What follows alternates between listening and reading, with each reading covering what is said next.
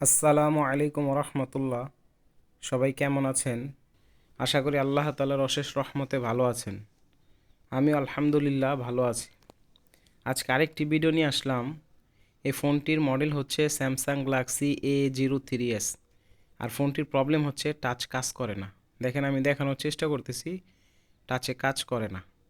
তো মূলত এটা টাচে কাজ না করলে আমরা সাধারণ যারা কাস্টমার আছি তারা জেনে থাকি এটা টাচ ডিসপ্লে চেঞ্জ করতে হবে।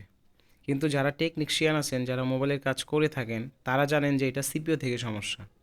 তো ঠিক এটা আমি সিপিওটাকে রিভোলিং করব, তারপর আমি ফোনটাকে চালু করব, টাচটা কাজ করবে।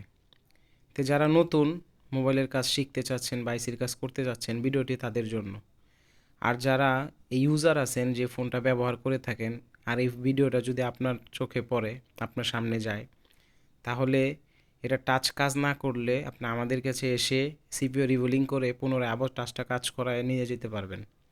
তো ধৈর্যের সাথে ভিডিওটা দেখতে থাকেন, আমি কিভাবে সিপিইউটাকে উঠাই, ক্লিনিং করি, রিবোলিং করি, দেন ফোনটাকে চালু করে টাচটা কাজ করাই।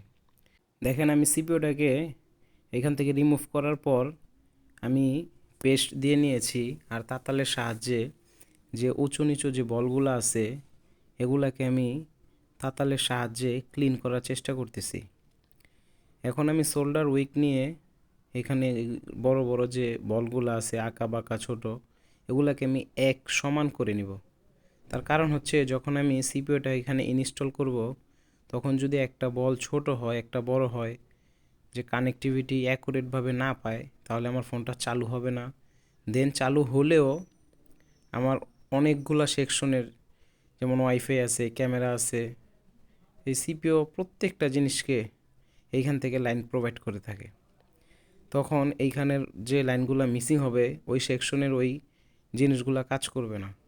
এর জন্য খুব খেয়ালের সাথে, ধৈর্যের সাথে আমি একদম স্থিরভাবে ক্লিন করে নিচ্ছি এবং সমান করে নিচ্ছি, যাতে একটা বলও বড় ছোট না থাকে। এবং প্রত্যেকটা বল আমি সুন্দরভাবে ক্লিন করব। সাইডে যে গ্লুগুলো আছে এগুলো আমি ক্লিন করে নিচ্ছি। আমার কাজটা যত ক্লিন হবে অত সুন্দর হবে। দেখেন, আমি হট এয়ার গান আর তাতালের সাহায্যে খুব সহজেই আলতোভাবে এটাকে ক্লিন করে নিয়েছি। আমি হট এয়ার গানের টেম্পারেচার রেখেছি 220 আর এয়ার 50, আর তাতালের টেম্পারেচার রেখেছি 330। তো এই দুইটার সাহায্যে আমি খুব সহজেই অল্প সময়ের ভিতরে এটা ক্লিন করে নিই। দেখেন, এখানে অনেক শুকনো বল আছে, এটা আমি কাঁটা তারের সাহায্যে থিনার দিয়ে ঘষে বলগুলোকে আমি বের করে নিচ্ছি। যখন আমি এটাকে রিবোলিং করব, যদি এরকম শুকনো বল থাকে ওইখানে বল লাগতে চায় না। আমি এক যে পেস্টটা দিয়ে আমি একটা রিবোলিং করতেছি, এটা মেকানিক ব্র্যান্ডের 183°C পেস্টটা খুব ভালো, আমি এটা দিয়ে কাজ করে থাকি। দেখেন, আমার সিপিইউ রিবোলিং করা শেষ। এখন জাস্ট অ্যাকুরেট জায়গায় বলটি বসানোর জন্য আমি একটু পেস্ট দিয়ে হিট দিয়ে নিয়েছি। এখন আমি সিপিইউটাকে এখানে ইনস্টল করব। সিপিইউটা ইনস্টল করার আগে আমি একদম মেজারমেন্ট করে বসায় নিচ্ছি। এখন আমি এটাকে হট এয়ার গানের হিট করতেছি 320, এয়ার হচ্ছে 50। হিট হচ্ছে 320 আর এয়ার হচ্ছে 50। আর এটা যতক্ষণ পর্যন্ত আমি আইসির ভিতর থেকে পেস্ট না বের হবে ততক্ষণ পর্যন্ত আমি হিট করতে থাকবো।